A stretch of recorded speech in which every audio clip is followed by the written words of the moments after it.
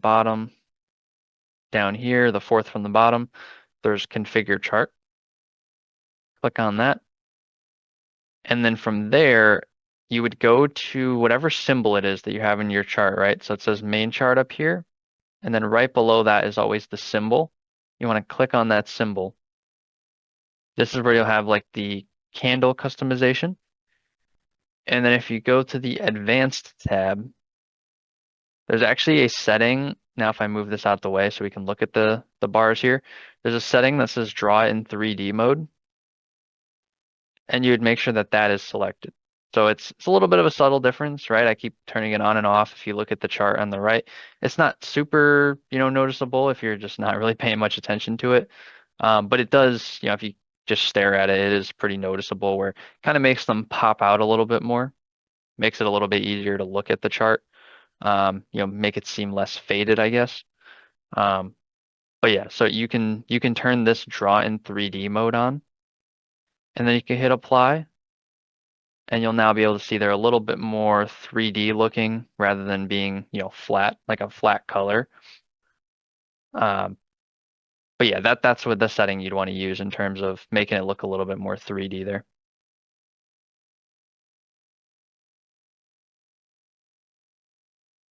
So Pat, is there a way to set up a chart so candles are auto-centered and come right area of the screen when I open the well, so typically like if you it just depends on typically when you save the layout, like by default, when you move your chart, obviously it's kind of centered on the candles, right? So like it kind of follows the trend direction, right? If you don't modify the price axis at all, it just keeps following the bars.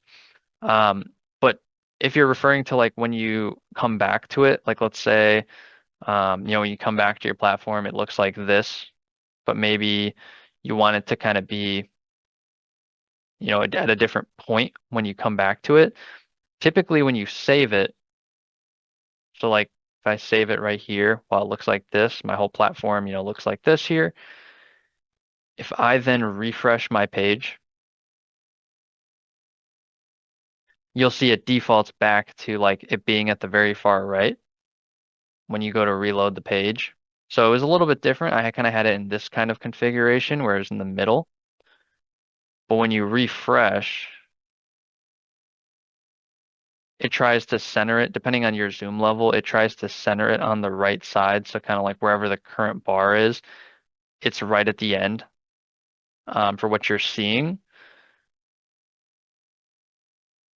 Yeah, there's not like an auto center feature. If you did modify it at all, like if let's say I grabbed the price axis and I extended it a little bit and like I moved the chart to like a certain area and I want to get it to where it's going to center again, or at least follow the candlesticks.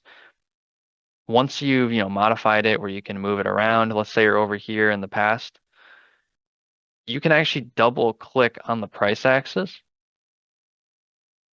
and it'll center it back to the candles. So as you're moving it, let's say you're zoomed in, it'll actually follow the candles again rather than just allow you to move it freely, right? So it'll follow the candles. But if as long as you don't move the price axis up or down, it automatically follows the candles by default and you don't have to manually go through this. So if you ever, have it to where it's unlocked where you can move up, down, left, and right, you just double click on the price axis and it recenters it. So when you move it, it'll be on the candlesticks themselves. Yeah, and I can definitely see it. I'm not sure if it's already a request, Pat, but yeah, if it isn't, we can definitely look into that. Um, just in case it isn't, Pat, if you do want that to be on the platform, I would just make sure you put it in that feedback form, that wealthcharts.com/feedback, just to make sure, like if it isn't already requested, we can have it for reference, that you did want to see it, like you specifically wanted to see it there. Um, just so that we all have it all in one place there, through that feedback.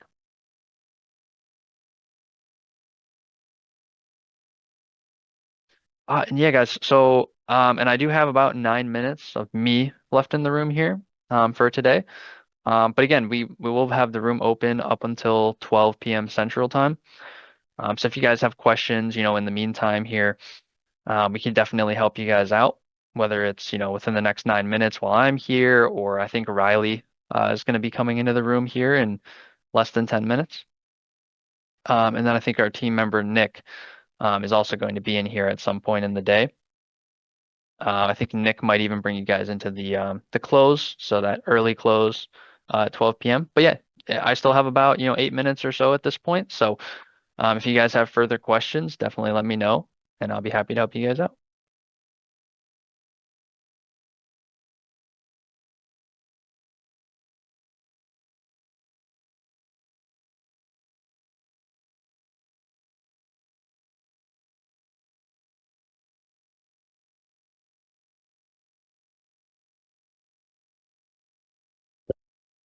Yeah, and Caesar, no problem. That's what we're here for. Um, and Pat, when you say how do you use the scanner, like you don't have it on your page yet, in terms of like you don't have it on your layout. Okay. Yeah, so if you wanted to pull it up, if you wanted to actually put it on your layout, you would go to the main menu in the top left, and then from there, so you have all these categories here. Since it is an external tool, like it's not an in wealth charts uh what's the word? Component like you get with like a wealth charts membership, for example, it's a marketplace tool. You'd want to go down to the add-ons section here where it says marketplace, right? And when you click on that, a lot of these are probably going to say buy now for you.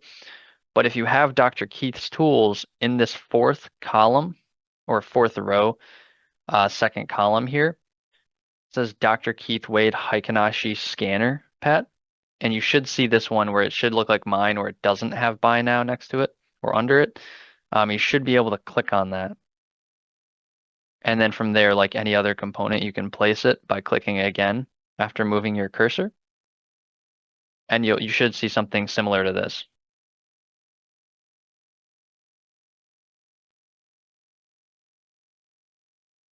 Yeah, Caesar, Merry Christmas to you as well, and to anyone else that is celebrating it as well.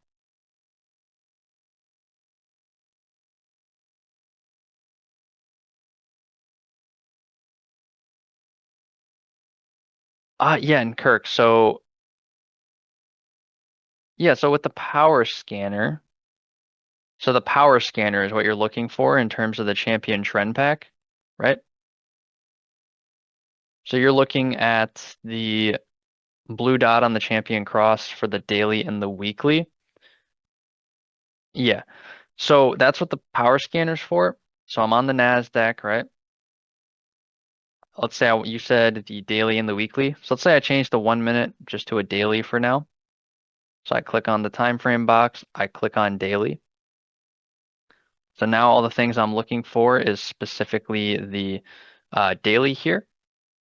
And the champion cross is this first column here. So that's what we're looking at when we're looking at the champion cross. Now, what you're saying is like, oh, you want to filter the list so you only see the blue dot, right? So like some of these are the bullish, some of them are neutral, some of them are bearish. You're like, oh, I only want to see the bullish ones, right? One thing you can do is you can always sort these columns, and this goes for pretty much any scanner. It's not just the power scanner. But when you click on each of these tabs, so like champion trend, wealth signal, champion cross, where you click wherever the name is, it actually has predetermined filters as well. Like you can filter it from, bullish first or just the assorted, numbers where it's just random. Or if you click it again, it shows you all the bearish ones first, right? So you can do that. That's one thing you can do. Or if you wanted to have like something you can just apply across the board, Kirk, what you can do is you can create a custom filter here. So this plus filter, this green button, when you click on that, you get a menu that looks like this. So let's say I call this blue dot, like your example, you want to see the blue, whatever has a blue dot on the daily and the weekly. So I'm gonna call it blue dot here. And I don't necessarily need, you can change these, like you could change if you want to look at stocks over or under a certain price or volume or certain option liquidity, things like that. But if we go all the way to the bottom here, we can give it a champion cross because that's what gives you the blue dot, right? You can click on bullish here where you only want to see stuff that's bullish on the champion cross. You don't care about any of this other stuff. You just want to see stuff that's bullish on the champion cross. Then you can create filter. I mean, you can add multiple of these. You can do any of these that you want. You can add multiple. But let's say I just did bullish on the champion cross. You hit create filter here. And now, Kirk, you'll see you have this here that I just created, right? This green filter that says blue dot. When I have that selected, which it is selected right now, you'll notice the only results I'm going to actually get right now is anything that has a bullish condition in the champion cross, right? Because I set this to a champion cross of bullish, which is again the blue dot for the champion cross. So if we look at the chart, that's these down here for anyone that's unfamiliar. That's these dots down here are the champion cross dots, and the blue ones are bullish, red ones are bearish. So if we now take a look at the scanner, right, we go back to the power scanner. Let's say I'm going to link this to my chart so I can just click on it. But let's say we're looking at AAL. Or actually, let's take one that's pretty close. Let's take DLTR. So Dollar Tree. You click on Dollar Tree, right? Because I have mine linked to my chart. Or you could just type in the symbol in your chart as well.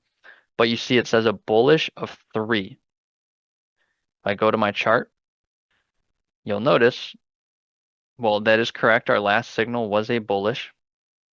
But you'll see that's what we're looking at on a daily, right? So it's projecting from the previous bar just because it is a daily. This is the current. Oh, this is not on the right time frame here. Let me put it on the right one actually. But you'll see like the most recent one, right? When it said bullish of 3 from the current bar to 3. So like it projects the first signal in a sequence. So when you have something like this, right? This prolonged downtrend where you had like a billion, not quite a billion, but you know what I'm saying. With the red dots, there's a ton of them right in a row. When you see something like that, it's when you see the scanner, it's projecting from this first one in the sequence. So when you have nothing here, that's neutral. And then when you have that signal firing off, it's going off of this first signal that fired off until there's a signal change. So it projected all of these until it hit neutral, and then it would change and it would say something different, right? But you'll see, it's 3 bars ago that we had a bullish start right here, the first bullish on Dollar Tree, which is what we're seeing in here. And you do the same thing with weekly. You could just change the scanner to weekly, right? And then change your chart to weekly, Kirk. You could change, both of those to weekly and do the same type of analysis and look at it and, click on whichever one, when they're both linked there, and you'll be able to scan that way. What is the symbol for this period for gold? Pat, so it's GC G5. So again, it's GC G5 is what the current symbol is for gold. And to figure that out, we actually even have a knowledge base article on this as well, Pat, to kind of show all the different symbols there. So if you actually go to the top right of your platform, this help and feedback here, and I know I think Riley is getting set up here, guys, so I am out of here in just a moment, but I could show you that real quick. There's a help and feedback button up here. You click on that, and then you go to the knowledge base here. And then from here, you can scroll down to where you see futures, right, Pat? And then you go to see all here, little see all button. In this menu, you can then see CME futures data, this article. You click on that, and we actually have, so there's actually an example contract here for the current front month for each one. So these should, I believe these will be updated. Um, but you can actually find whichever symbol you're looking for and click this blue text, and it'll guide you to the CME's website, and it'll give you the correct symbol to use, right? So if I go to the gold, right, that you were just asking about, if I click on gold, which GCH5 is just an example here, but if I click on gold, it'll load for a second, and then it'll bring you to the CME website, and it'll tell you this Globex code here, and you'll be able to change it to that symbol. And you can view any of the other information about it as well, but it'll tell you what symbol it is currently. And yeah, sorry if I'm not able to, if I wasn't able to get to your question, but if you guys have any questions that I wasn't able to get to, within the last couple minutes here, you could definitely, re-put them in the chat, and we can answer it for you. But that's actually enough for me for the day, unfortunately, guys. So I hope everyone has a Merry Christmas, Happy Holidays, whatever you may celebrate there. But yeah, everyone have a great rest of your week. And we'll be back here in just a couple of moments here.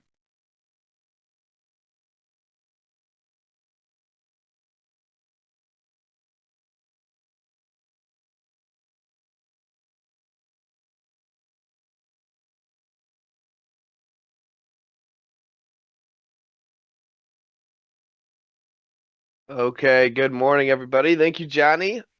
This is Riley with Wealth Charts. I'll be helping you